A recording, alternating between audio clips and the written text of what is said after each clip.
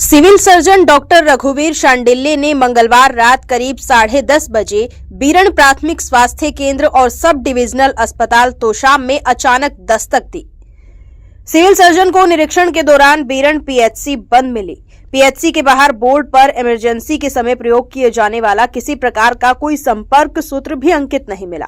इस दौरान सीएमओ ने पीएचसी प्रभारी से संपर्क करने की कोशिश की, लेकिन संपर्क नहीं हो पाया। इसके बाद सीएमओ ने बंद मिली पीएचसी प्रभारी को कारण बताओ नोटिस जारी किया। वहीं सीएमओ ने तोशाम एसडीएच का भी निरीक्षण किया, लेकिन निरीक्षण के दौरान तोशाम एसडीएच में भी कुछ स्टाफ गैर हाजिर मिला। वहीं अस्पताल में मौजूद स्टाफ बिना ड्रेस के मिला। इसके साथ ही रात्रि कर्मचारी, वार्ड सर्वेंट, सुरक्षा गार्ड, ईएमटी और सुपरवाइजर सभी एक कमरे में बैठकर गपशप करते मिले। एम्बुलेंस ड्राइवर और इमरजेंसी मेडिकल टेक्नीशियन भी बिना ड्रेस के मिले। वहीं डायग्नोस्टिक सेवा बंद मिली। लैब रूम में मौजूद कर्मचारियों से जब बाकी कर्मचारियों के बारे में पूछा गया तो उन्हें कोई जानकारी नहीं थी, जिसके बाद सीएमओ ने ड्यूटी के समय लापरवाह मिले कर्मचारियों पर तुरंत कार्रवाई करते हुए कारण बताओ नोटिस जारी किया है। जी सर, क्या कहना चाहिए? हमारी और स्वास्थ्य विभाग और सरकार का एक ही दायित्व है कि स्वास्थ्य सुविधा लोगों को बहुत सुबह, शाम और रात को भी इसको सुचारू रूप से मिलती रहे। तो इसको कार्यान्वित करने के लिए हमारे निदेशक की दिशा निर्देश में हमने जो मॉर्निंग के टाइम से जो टाइम होता है उसमें तो इंस्पेक्शन होता ही है, ऑफ टाइम में भी, इवनिंग में भी, लेट नाइट में भी इंस्पेक्शन किया जाना है। हमारी 15 पीएचसी है जिसमें 24/7 कार्यरत है, और जो सीएचसी हैं, एसडीएच है, सिविल हॉस्पिटल है, तो इन सभी में रात के समय सेवाएं क्या दी जा रही है उसका अवलोकन किया जा रहा है। तो इसके समय समय पर हम इसका इंस्पेक्शन करेंगे।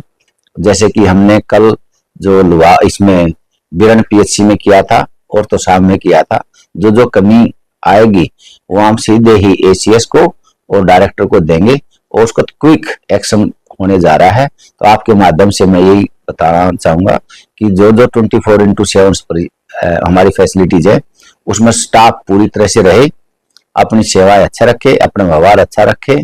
सभी जो पीएचसी सीएचसी फैसिलिटीज में जो जो इमरजेंसी में 24/7 में कार्यरत है उसका नाम और मोबाइल नंबर हो। अगर मान लीजिए कोई अगर अपनी जॉब कर रहा है, अगर समय पर वहां पर मौजूद नहीं पाता तो उसके खिलाफ क्या करें?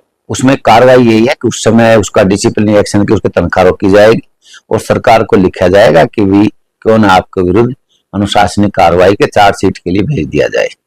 सरकार बहुत गंभीर है। हमारा कर्तव्य बनता है कि जो आदेश दिए गए थे उसको पालन करें और जो सर्विसेज दी जानी है निष्ठापूर्वक और ईमानदारी से वो कार्य करें। जो ये आप बता रहे जो सर्वे वगैरह होगी, ये गांव के अंदर कौन कौन से इलाके में अचानक से की जाएगी या फिर पहले इन्फॉर्मेशन? कोई सूचना नहीं दी जाएगी, सरप्राइज होगी। और इसमें अकेला सिविल सर्जन नहीं, हमने प्रोग्राम ऑफिसर, नोडल अफसर उसको भी टारगेट दिए हैं।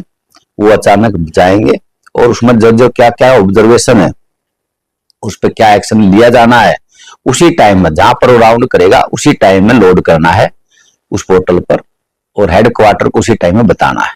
अगर कहीं पर कुछ कमी आती है तो उसको हम 100 का नोटिस देंगे और डिसिप्लिनरी एक्शन के लिए विभाग को भेजेंगे।